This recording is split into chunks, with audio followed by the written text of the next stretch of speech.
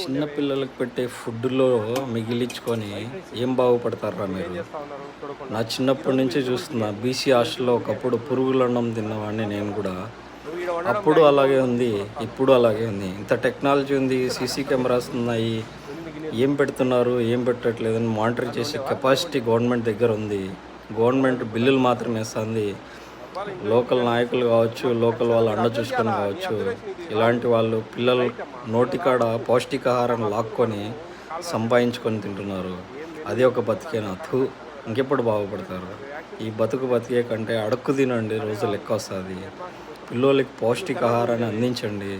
వాళ్ళ నోటికాడ కూడు లాక్కొని మీ కడుపు నింపుకుంటే అది మీ బిడ్డలకి, వాళ్ళ తరతరాలకి కూడా పాపం చుట్టుకుంటుంది. దయచేసి పిల్లల నోటికాడ ఫుడ్డును లాక్కోకండి. దయచేసి మంచి ఫుడ్ ఇవ్వండి.